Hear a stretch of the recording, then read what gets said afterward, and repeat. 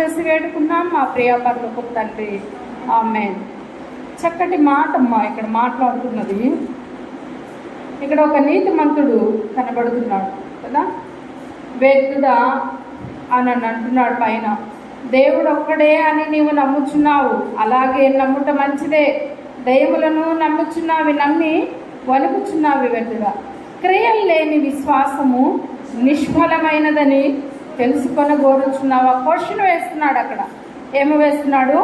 Question వేస్తున్నాడు. దేవుణ్ణి నమ్మాడు, మరి అలా ఉంటే ఎలా? దేవుడు ఈ లోకానికి వచ్చి ఒక మాదిరి చూపాడు మన జీవితంలో. ఏం చూపాడు? ఒక మాదిరి చూపాడు. ఏం చూపాడు? అనేకమైన బిడ్డల్ని స్వస్థపరిచాడు కదా, పాదములకు అడిగాడు. ఆయన మహాదేవుడైంది ఈ లోకానికి మనిషి కుమారుడుగా ఈ లోకానికి వచ్చి ఆయన పాదములకు అడిగాడు. కుష్ఠరోగులను ముట్టాడు. ఆయన నోటితో అనేక మంది కాగును కాక అన్నప్పుడు కలుగును కాక బాగుపడ్డారు. అమ్మా నీ విశ్వాసము గొప్పది. ఆది అపోస్తలులకు ఎన్నో విషయాలు ప్రకటించాడు, ఎంతో పరిచర్య చేశాడు. అవన్నీ క్రియలు కదా ఏంటి? అవన్నీ క్రియలు కదా. మరి ఇప్పుడు కూడా అదే అంటున్నాడు, క్రియలు లేని విశ్వాసము నిష్ఫలమైనదని తెలుసుకొని కోరుచున్నావా? తెలుసుకుంటున్నావా? ఇష్టపడుతున్నావా? తెలుసుకోవాలనుకుంటున్నావా? క్రియలు లేని విశ్వాసము నిష్ఫలమైనదని తెలుసుకొని కోరుచున్నావా? 21 అంటున్నాడు, మన పితరుడైన అబ్రహాము తన కుమారుడైన ఇస్సాకును బలిపీఠము మీద అర్పించినప్పుడు అతడు క్రియల వలన ఎలా తీర్చబడ్డాడు? నీతిమంతుడుగా తీర్చబడ్డాడు. ఏకైక కుమారుడు, వాగ్దాన పుత్రుడు కదా.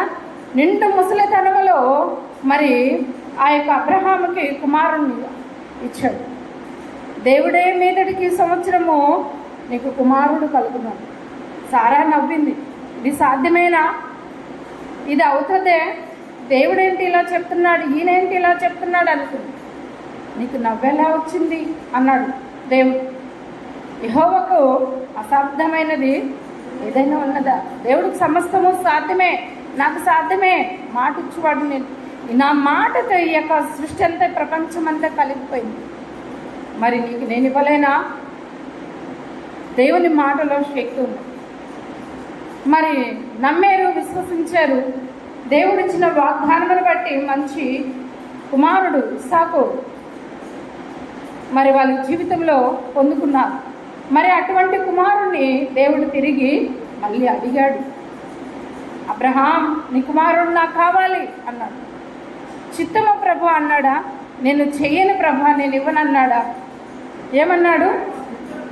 స్థాను ప్రభు, చిత్తం ప్రభు అనని. ఆ పర్వతము దగ్గరికి తీసుకెళ్ళి, మోరి పర్వతం దగ్గరికి తీసుకెళ్ళి, కట్టెలు తీసుకెళ్ళి పనివారిని కింద పెట్టి ఆ కత్తిని తీసుకొని వెళ్ళాడు పర్వతం పై. ఇచ్చేదానికి ఎక్కడ కూడా వెనకాడలా, వెనుకంచ మరి అబ్రహాము వేల. అందుకు అతడు నీతిమంతుడుగా తీర్చబడ్డాడు. క్రియలు అక్కడ చూస్తున్నాం. ఏం చూస్తున్నాము? క్రియలు చూస్తున్నాం. క్రియలలో ఉన్న ప్రతిఫలం ఎంతో గొప్పవి. నిష్ఫలమైనదిగా మన జీవితం ఉండకూడదు. ప్రయోజనకరమైన విధానంలో ఉండాలి. మన మాట వల్ల కానీ, మన యొక్క చేతి సహాయం వల్ల కానీ అనేకులు బ్రతికే రీతిలో ఉండాలి. ఎలా ఉండాలి? అనేక రీతిలో బ్రతికే రీతిలో ఉండాలి. వాళ్ళకి మహా కోట్లను ఇవ్వలేదు. వాళ్ళ కోసం మనం ఏమీ శ్రమ పడాల్సిన అవసరం లేదు. ఒక మాట చాలు, అంత ముద్ద చాలు కదా నువ్వు పెట్టగలిగితే. అంత ప్రేమ చాలు. ప్రేమ లేనివాడు నావాడు కాదు, ప్రేమ లేనివాడు నావాడు కాదు. అలాగే యేసు ప్రభు ఒకగానొక కుమారుడుగా ఉన్నాడు తండ్రికి. ఆయన ఈ లోకానికి పంపించుటకు తండ్రికి అభిష్టమాయను, తండ్రికి ఇష్టమాయను. అయినా కూడా ప్రభువా, ఇదిగో నీ చిత్తము భూమి మీద నేను నెరవేర్చునుగా, నీ చిత్తమైతే ఈ గిన్నె నా ఎదురు నుండి తొలగించుము అన్నాడు. లేని ఎడలా ప్రభువా నీ చిత్తము నెరవేర్చునుగా. ఎంత తగ్గించుకున్నాడు. తండ్రికిను కుమారుకున్న అన్యోన్య సహవాసాన్ని బట్టి క్రియలు ఇక్కడ చేశారు. ఇక్కడ అబ్రహాముకి ఇస్సాకున్న విధానాన్ని బట్టి ఇస్సాకు అడుగుతున్నాడు, చిన్నోడు కదా, అడుగుతున్నాడు, తండ్రి కట్టెలు ఉన్నాయి, కట్టె ఉంది, దహన బలికి గొర్రెపిల్లేది అంది. ఏమన్నాడు అక్కడ? తండ్రే చూచుకొనును, దేవుడే చూచుకొనును గొర్రెపిల్లని. ఒక నమ్మకం. ఏం చూస్తున్నా? ఒక నమ్మకం. మనం కూడా దేవుడి పట్ల ఒక నమ్మకం కలిగి ఉన్నాము. కానీ ఆ నమ్మకంతో పాటు మనలో ఏం రావాలంటే క్రియలు రావాలి. ఏం రావాలి? క్రియలు రావాలి. మందిరంలో పనిచేసేదానికి క్రియలు రావాలి, ప్రార్థించేదానికి క్రియలు రావాలి, పరిచర్య చేసేదానికి క్రియలు రావాలి, మాట అందించేదానికి క్రియలు రావాలి. మన మాట వల్ల వాళ్ళు బాగుపడతారేమో అని కొంతమంది నోరు మూసుకొని మౌనంగా ఉంటారు, ఏమీ మాట్లాడు. పోనీ నీ మాట వల్ల వాళ్ళ జీవితం బాగుపడుతుందేమో, కుటుంబం బాగుపడుతుంది. పలానా వాళ్ళ వల్ల ఈరోజు నా కుటుంబం బాగుంది, పలానా వాళ్ళ వల్ల నా 5 ఏళ్ళ నోట్లోకి పోతున్నాయి. నీ ఆస్తులు కరిగిపోవు కదా, నీ హోదాలు కరిగిపోవు కదా. ప్రాణం పోతున్నా కూడా మంచి నీళ్ళు పోయారు కొంతమంది. అయితే ఏం పోయారు? మంచి నీళ్ళు పోయారు. అందించారు. ఏంటి మన విశ్వాసం ఏంటి? మన నమ్మకం ఏంటి? మన విధేయత ఏంటి? మన పరిస్థితి ఏంటి? మనం బొమ్మలం కాదు, అట్లా నిలబడితే ఉండేదానికి. మనం మనుషులమే. ఏంటి? మనము మనుషులమే. మనలో మాట ఉన్నది, ఒక శక్తి ఉన్నది, మనం పని చేసుకుంటే మనలో జీవం ఉన్నది. ఈ జీవము, ఈ మాట, ఈ పని మనం చేస్తున్నామని అంటే ఇన్ని కలిగించిన దేవుడు ఏమి చెబుతున్నాడు? క్రియలు లేని విశ్వాసము మృతము, మృతము, చనిపోయిన దానితో సమానము. మన విజయమ్మ ఆంటీ చనిపోతే ఆమె లేపు కూర్చోబెట్టగలిగినామా? లేదు. ఇంకంతే. ఆమె ఆ మట్టిలోనే పడుకోబెట్టేసి. ఎందుకంటే జీవం లేదు. నీలో జీవం ఉన్నప్పుడు, నువ్వు ఆరోగ్యవంతుడిగా ఉన్నప్పుడు, నువ్వు ఆయుష్మంతుడిగా ఉన్నప్పుడు నీలో ఒక మంచి క్రియలు ఉండాలి. ఏముండాలి? ఒక మంచి క్రియ. నేను వెళుతున్నాను 365 రోజుల్లో కదా, నేను మందిరానికి వెళ్తున్నాను, ప్రార్థిస్తున్నాను అని అంటే ఎదుగుదలేది? ఎదుగుదలేది?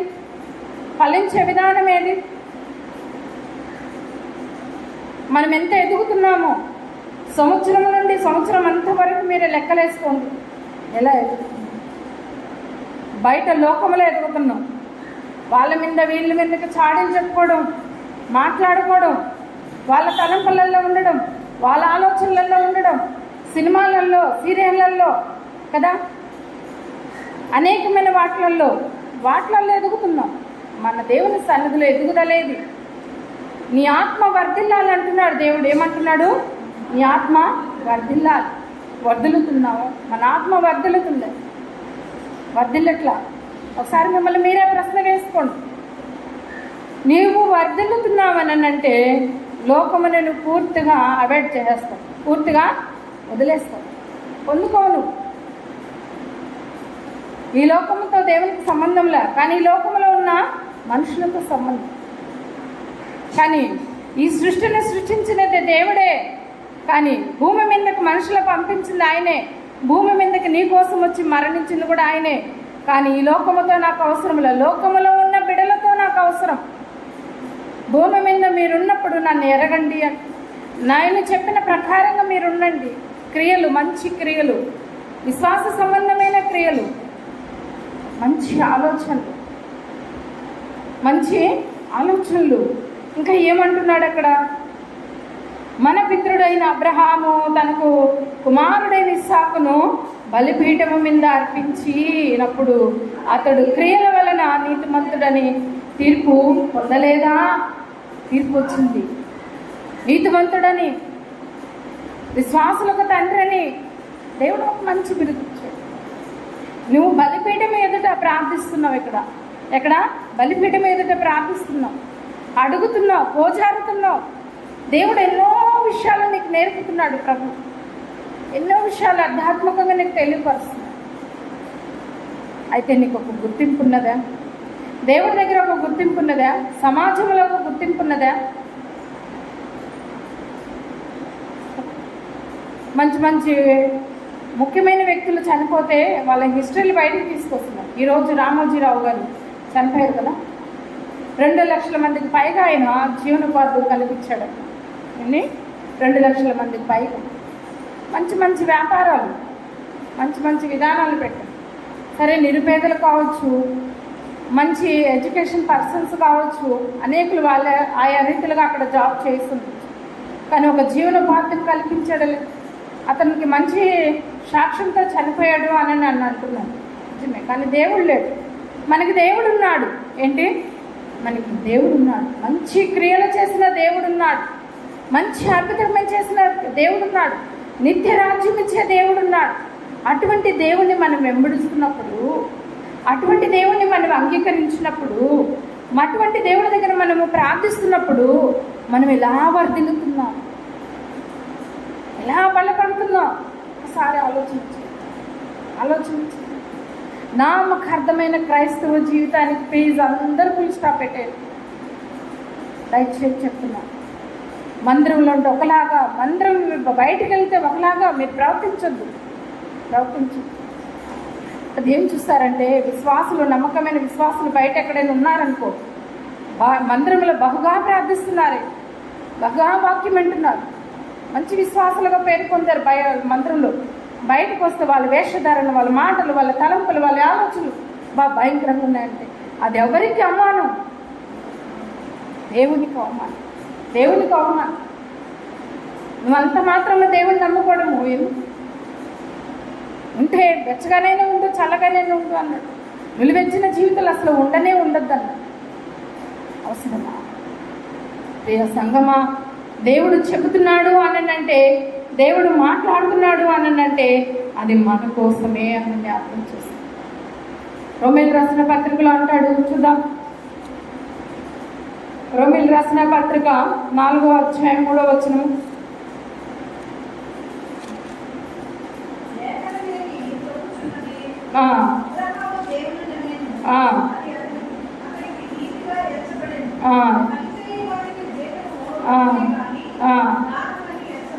చాలమ్మా, ఇక్కడ అంటున్నాడు, లేఖనమేమీ చెప్పుచున్నది కదా. మన పాత నిబంధనకి వెళ్ళాలి. ఇంకా లేఖనాలు ఎలా ఉన్నాయి, ముందు గ్రంథంలో దేవుడు ఏం తెలియపరచాడు. అబ్రహాం చరిత్ర మనం చూసుకుంటే, ఇస్సాకు చరిత్ర మనం చూసుకుంటే, యాకోబు చరిత్ర మనం చూసుకుంటే మనకు ఎన్నో అద్భుతమైన కార్యములు, క్రియలు, అక్కడ వాళ్ళు చేసిన విధానము, ఐగుప్తు దేశంలో నుండి వచ్చిన విధానము, మోషే చరిత్ర అయితే మంచి మంచి ప్రవక్తలు విధానాలు అక్కడన్నీ మనకు తెలుసుకోవచ్చు. ఇక్కడ అందుకే అంటున్నాడు, లేఖనమేమీ చెప్పుచున్నది, అబ్రహాము దేవుణ్ణి నమ్మెను, అది అతనికి ఎలా ఎంచబడిందమ్మా? నీతిగా ఎంచబడింది. ఈరోజు దేవుని పిల్లలుగా పిలువబడ్డారు. అబ్రహాము కుమార్తెలుగా, అబ్రహాము కుమారులుగా. ఇతడు కూడా అబ్రహాము కుమారుడే, ఈమె కూడా అబ్రహాము కుమార్తె. ఈరోజు మనం కూడా ఆ జాబితాలో, ఇజ్రాయెల్ లేకుండా మనం లేం, వాళ్ళతో సహపౌరులుగా ఉన్నాం, సహపౌరులతో ఉన్నాం. అయితే అబ్రహామును కూడా మనం మాదిరిగా తీసుకోవచ్చు ఇక్కడ కదా. అబ్రహామును కూడా మాదిరిగా తీసుకోవచ్చు. దేవుని నమ్మాడే, దేవుణ్ణి ఆరాధించాడే, ఒక హైందవుడిగా ఉన్నాడే, విగ్రహారాధికుడిగా ఉన్నాడే. అబ్రహాము లేచి రమ్ము, నీ ఇంటిని విడిచి రమ్ము, నీ తల్లిని, నీ తండ్రిని, నీ కుటుంబాన్ని, నీ దేశాన్ని విడిచి రమ్ము అంటే బయలుదేరాడు. వృద్ధాప్యమందు కుమారుణ్ణి అనుగ్రహించాడు. నమ్మిన తర్వాత ఇసుక రేణువులంతగా, ఆకాశ నక్షత్రములంతగా విస్తారమైన సంతానము నీవారవుతురు అన్నాడు. ఇంతమంది పిల్లల్నిచ్చు. ఎందుకు? అబ్రహాము దేవుని నమ్మినందుకు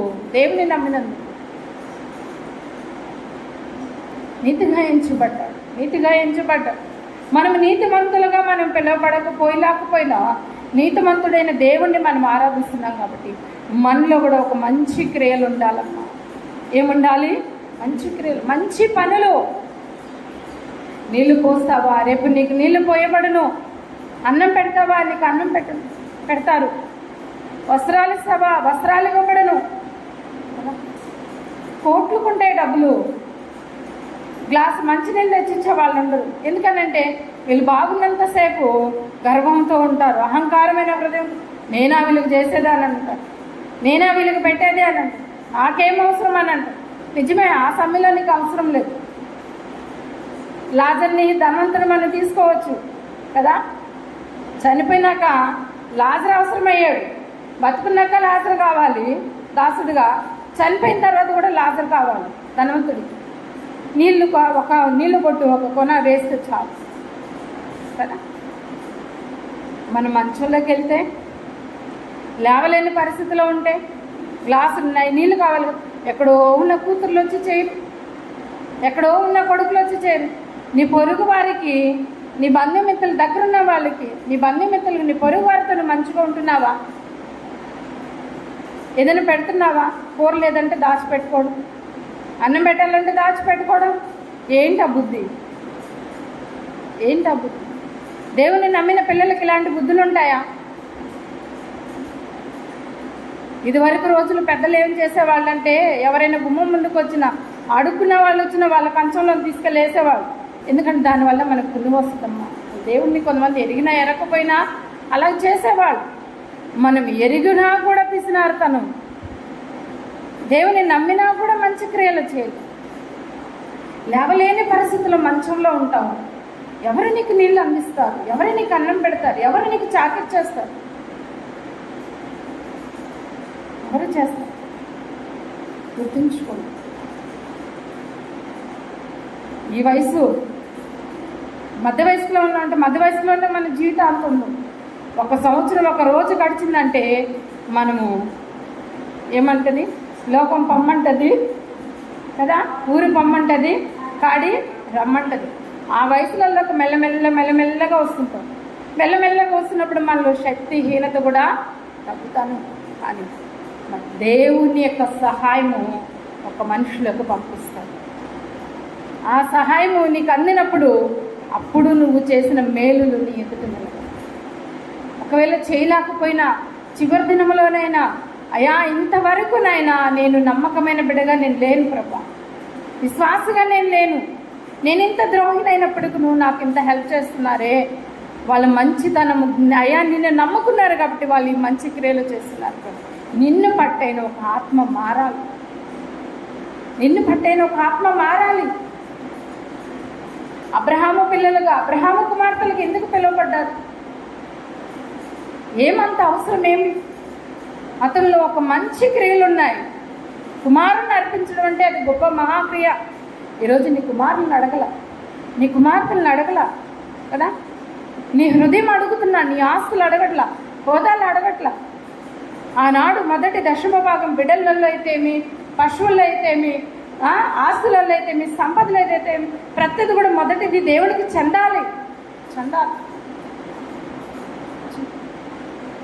దేవునికి ఇచ్చేటప్పుడు పిసినార్తనము, బయట వాళ్ళకి ఇచ్చేటప్పుడు పిసినార్తనము, వెనుక చేయి లాగుతుంటారు, అబ్బా ఇద్దామా వద్దా అని అంటుంటారు కదా. ఇవి ఉండకూడదు, ఇవి మాత్రం ఉండకూడదు. మనం నేర్చుకుంటేనే కదా మన కుటుంబంలో ఉండే బిడ్డలు మారగలుగుతారు. మనం నేర్చుకోకపోతే మారగలుగుతారా? మారలేరు వాళ్ళు. ఆలోచన. నామకార్థమైన క్రైస్తవ జీవితానికి నిజంగా మీరు ప్లీజ్ ఫుల్ స్టాప్ పెట్టండి. నిజమైన దేవుడు మన దేవుడు. ఎలాంటి వాడు? నిజమైన దేవుడు. నిజమైన దేవుడిని మనం ఆరాధిస్తాం. ఆయన నిజమైన దేవుడు. ఆయనలో ఏమాత్రం మార్పులేదు. మనము నిజమైన పిల్లలంగా ఉన్నామా లేదా, నిజమైన కుమారులుగా ఉన్నామా లేదా అని మనమే ప్రశ్నించుకోవాలి. నువ్వే పని చేస్తావో మరి నీది ఒక పనికి జీతం ఉన్నదంట. ఏమున్నది? జీతము. మంచి క్రియలకి జీతము, మంచి పనికి జీతము, తగిన ప్రతిఫలం. నిద్రపోబాకండి. నిద్రపోయేదానికి రాలేదు ఇక్కడ ఏమంటున్నాడు 4వ వచనంలో, పని చేయవానికి జీతము రుణమే కానీ దానమని ఎంచబడదు. పని చేయవానికి రుణమే కానీ దానము వేరే. పని చేయించుకొని డబ్బులు ఇవ్వకపోతే అది ఎలా ఉంటుంది? రుణంగానే ఉంటుంది. దానం అంటూ నీ స్వేచ్ఛార్పణతో నీ హృదయంతో నీకు రేపు బహుమానం కావాలి. నీకు నీకే సమస్య వచ్చినప్పుడు తిరిగి నీకు ఎవరైనా ఆ సమస్యలో నీకు సహాయం అందించేదానికి అది నువ్వు దానము సపరేట్గా సంపాదించుకో. పని దేవుని యొక్క మన పనులు పని చేయడం రేపు నీకు నిత్యరాజ్యంలో ఒక బహుమానం, నీ పనికి తగ్గట్టు కదా. నీ యొక్క ఉద్యోగ విషయంలో నువ్వు ఏదైనా పని చేస్తే ఆ పనికి తగ్గట్టు జీతం సంపాదించుకో. బయట పొలం పనికి వెళ్తే ఆ పనికి తగ్గట్టు పని.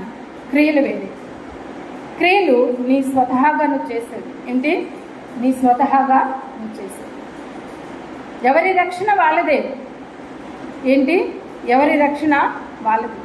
నీ రక్షణ నీ భర్తకు పోదు, నీ భర్త రక్షణ నీకు రాదు, మీ ఇద్దరి రక్షణ మీ పిల్లలకు రాదు, కుటుంబానికి రాదు కదా. ఒకరి ముందు ఒకరి వెనకాల మరణించడం, ఒకరి ముందు ఒకరి వెనకాల. ఎవరి రక్షణ కాదు. నీ రక్షణతో పాటు నువ్వు ఒక మంచి మూట కట్టుకొని పోతావు. ఒక ఊరికి వెళ్తున్నామనంటే బట్టలు డబ్బులు కదా, ఇంకేదైనా వెళ్ళగలిగిన ఏదైనా ఉంటే ఇంట్లో పెట్టకుండా జాగ్రత్తగా ఎత్తుకెళ్తాం కదా. మరి ఈ యొక్క లోకాన్ని విడిచి మన నిత్య నివాసమైన నిత్య స్థలానికి వెళ్ళేటప్పుడు నువ్వేమి మూట కట్టుకొని వెళ్తున్నావు? నువ్వేమి సంపాదించుకొని వెళ్తున్నావు? ఇక్కడున్న చెవులకున్న దుద్దులు కావచ్చు, కమ్మలు కావచ్చు కదా, ఇంకేదైనా ఉంగరాలు కావచ్చు, చైన్లు కావచ్చు, చనిపోగానే లాగేస్తారు, తీసేస్తారు. ఎందుకంటే దానికున్న విలువ మనుషులకు ఉండదు. అని విలువ కలిగింది కనబడనది. అందుకే ఆయన చేయు క్రియలు కంటికి కనబడవు, చెవికి వినబడవు, హృదయానికి గోచరం. అంత గొప్ప కార్యములు ఆయన చేస్తారు. మరి మనం చేసే మంచి కూడాను కంటికి కనబడదు, అవే మనం ఎతికెళ్ళదు. మనం చనిపోయినప్పుడు మాట్లాడుకుంటాం. ఇప్పుడు అతను చనిపోయినప్పుడు మాట్లాడుతున్నారు కదా, అలా మనం చనిపోయినప్పుడు మాట్లాడు. మంచి ప్రార్థన పర్రాలమ్మా, మంచి విశ్వాసమ్మా, గుమ్మం దగ్గరికి వస్తే మంచినీళ్ళు ఇచ్చేదమ్మా, గుప్పలు అన్నం పెట్టేదమ్మా, సహాయం అందించేదానికి కుటుంబం ముందుంటుందమ్మా. ఈ రోజుల్లో సహాయం అందిస్తే వాళ్ళకి నమ్మద్రోహం చేస్తున్నారు. అలా చేయకూడదు. నమ్మద్రోహం అనే కార్యం ఎప్పుడు చేయదు.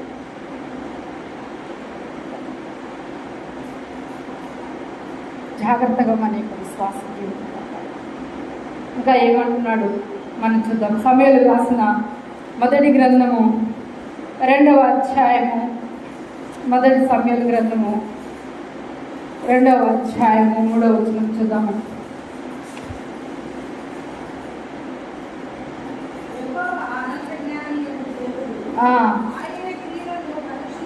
అబ్బా,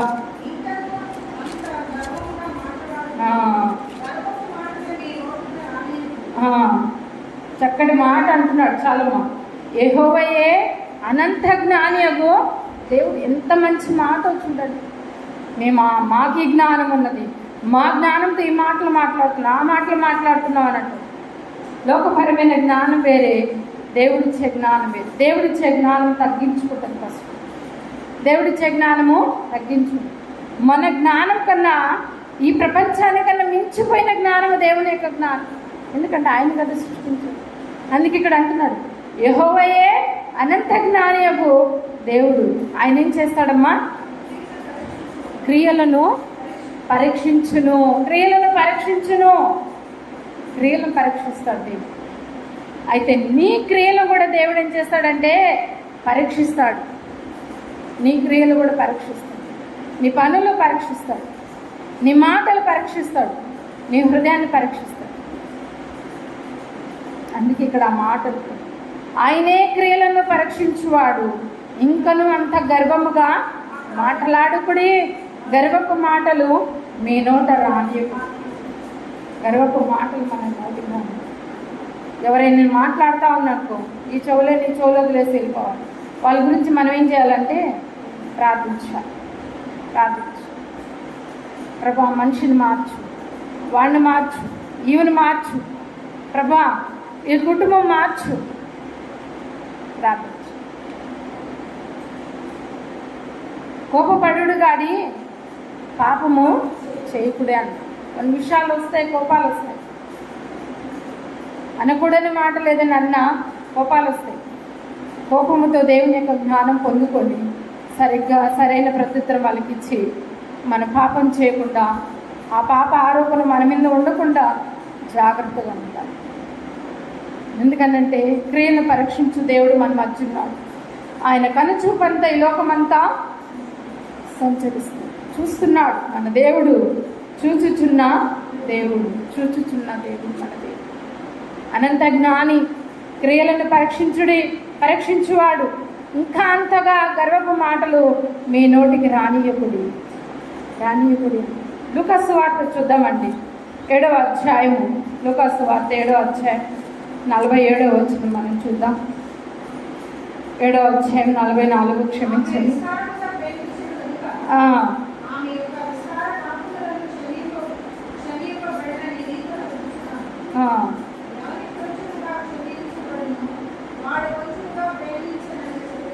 ఏడు 44, 7వ అధ్యాయము లూకా. ఆ స్త్రీ వైపు తిరిగి చూచి, ఈ స్త్రీని చూచుచున్నావే, నేను నీ ఇంటిలోనికి రాగా నీవు నా పాదములకు నీళ్ళలేదు, కానీ ఈమె తన కన్నీళ్లతో నా పాదములను తడిపి తన తల వెంట్రుకలతో తుడిచెను. ఏం చేసింది? మంచి క్రియ చేసింది. ఆరాధనకు సూచనగా కూడా మనం తీసుకోవచ్చు కదా. ఇక్కడ వర్షిప్ జరుగుతుంటే ఇళ్లలో కూర్చోండి, ఇక్కడ దేవుని మాటలు చెప్తుంటే ఇళ్లలో కూర్చోంటాం. మళ్ళీ ఆదివారం అనగానే భక్తి జీవితంతో వస్తారు కదా. ఏంటి ఆ భక్తి జీవితం? తినడం, నిద్రపోవడం, వాక్యం కొద్దిగా లేట్ అయితే మళ్ళీ పాస్టర్ల మీదే సనుబాటు, ఇంకా వదలలేదు, ఇంకా ప్రార్థన, ఇంకా అదే. అంటే అవిశ్వాసముతో కూడిన విధానం.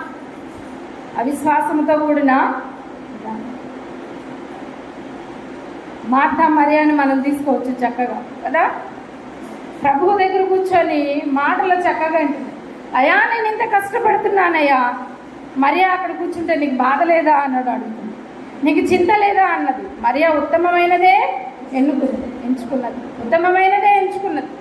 ఉత్తమమైనది వాక్యముతో కూడిన మంచి క్రియలు. చనుగుళ్ళు, గొనుగుళ్ళు, వేదనలు, బాధలు, గర్వపు మాటలు, అహంకారమైన మాటలు మన మనసుకు కానీ, మన యొక్క తలంపులకు కానీ, మన నోటికి కానీ ఉండవు. మన నాలుకను కూడా బహుగా జాగ్రత్తగా ఉంచుకోవాలి. ఈ స్త్రీని చూచుచున్నావే, నేను నీ ఇంటిలోనికి రాగా, మన ఇంటిలోకి వస్తే మంచినీళ్ళు కూడా ఇవ్వండి. చాలా మంచినీళ్ళు కూడా ఇవ్వండి. ఇలా మా అత్తబంధువులు మనకే సంబంధించిన వాళ్ళు కాదని అంటారు. ఇలా మా ఆయన బంధువులు నాకు సంబంధించిన వాళ్ళు కాదని అంటారు. మా మామ బంధువులు నాకు సంబంధించిన వాళ్ళు కాదంటారు.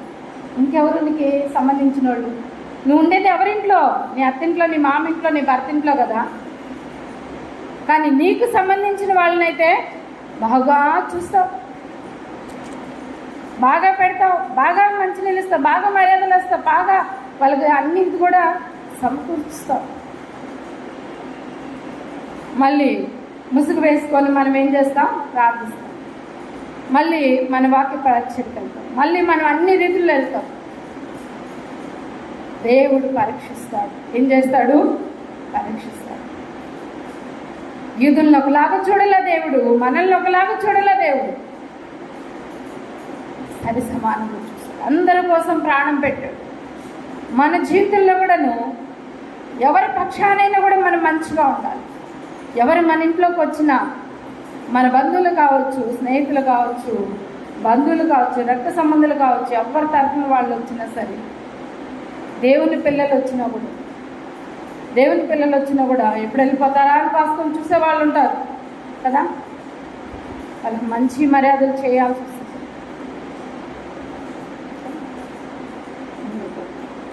ఉండకూడదు, ఆ పద్ధతి ఉండకూడదు. యేసు ప్రభు ఇంటిలోనికి రాగానే ఆమె ఏం చేసిందంటే పాదములకు మరి నీళ్ళు ఇచ్చింది. తన కన్నీళ్లతో పాదములు తుడిచింది. తన కన్నీళ్లతో. నా ఛానల్లో కన్నీళ్ళ గురించి నేను స్టార్ట్ చేశాను. మొదటి భాగము కొంత ఉపద్ఘాతము నేను ముందున్న వీడియోలో నేను ఇచ్చున్నాను. మొన్నటి దినము మరి మిగతా 5 వీడియోలు కూడా కన్నీళ్ళ గురించి చాలా ప్రాముఖ్యమైన విషయాలు తెలియపరచాలని అనుకుంటున్నాను. ఈ స్త్రీ తన కన్నీళ్లతో తుడిచిందమ్మ. అంతకన్నా వెళ్ళగలిగిన లేవు నా దగ్గర అనేది ఆమెలో నుంచి వచ్చే కన్నీళ్లతో తుడిచింది. ఇంకా ఏం చేస్తుంది ఆమె? తన తల వెంట్రుకలతో ఆ పాదములను తుడిచింది. తల వెంట్రుకలతో పాదములను తుడిచింది. నీవు నన్ను ముద్దు పెట్టుకునలేదు, కానీ నేను లోపలికి వచ్చినప్పటి నుండి ఈమె నా పాదములను ముద్దు పెట్టుకునేట మానలేదు. నా తండ్రి నా పాపములు క్షమించాడు, నన్ను విమోచించాడు, నన్ను రక్షించాడు, నన్ను శుద్ధీకరణ చేశాడు. ఆ తండ్రిని కొంతమంది వాక్య భావం తెలియని వాళ్ళు, కొంతమంది వ్యతిరేకకరమైన ఉన్నవాళ్ళు చాలా అపార్థం చేసుకుంటారు ఈ మాట. అలా ఉండదు. దేవుణ్ణి ఆరాధించే విషయంలో తీసుకోవాలి, ఆయనకి చేసే పరిచర్య విషయంలో తీసుకోవాలి. నీ ప్రేమ, నీ పరిచర్య దేవుడికి ఇష్టంగా ఉండాలి అన్నది దేవుడు ఇష్టపడతాడు. ఉందామా? ఈ రోజు నుండి మనం అలా కలుగుదామా? చెప్పండి, కలుగుదాము. అలా ఉంటామమ్మా, అలాగే మేము నడుచుకుంటాం. మాకు దేవుడిచ్చే మాకు బహుమానాలు మాకు ఎంతో అవసరమైనది. ఆ బహుమానాలు పొందుకొని మేము ముందుకి కొనసాగుతాము అనే ఒక ఆలోచన. వేషధారమైన జీవితంలో మనలో ఉండకూడదని ప్రభువు సెలవిస్తుంది. శాస్త్రులు, పరిసయ్యులు, సద్దుకేయులు అలా ఉన్నారు. వాళ్ళు అలా ఉన్నారు. సుంకర వలె మనం తగ్గించుకొని దేవుని ప్రార్థించాలి. లాజరు వలె మంచి విశ్వాసముతో, మంచి క్రియలతో కూడిన విధానం ఉండాలి. అబ్రహాము వలె నీతిమంతుడుగా ఎంచుకోవాలి. అబ్రహాము ఎలా బలిపీఠం ఎదుట తన కొడుకుని అర్పించాలని ఆయన హృదయపూర్వకంతో వచ్చాడు. మనం కూడా బలిపీఠం ఎదుట మన హృదయం ఇక్కడ అర్పించి మంచి క్రియలు కలిగిన విశ్వాసంతో మనం ముందుకు కొనసాగాలని దేవుని యొక్క వాక్యము సెలవిస్తుంది. అటువలే మనం నడుచుకొని మనం ముందుకెళ్తాం. ఇటు వాక్యము దేవుడు మన యొక్క వెనుకల్లో ప్రభువు దీవించిన కనుక అందరూ ప్రార్థిస్తాం. తలలో ఉంచినట్లుగా అయితే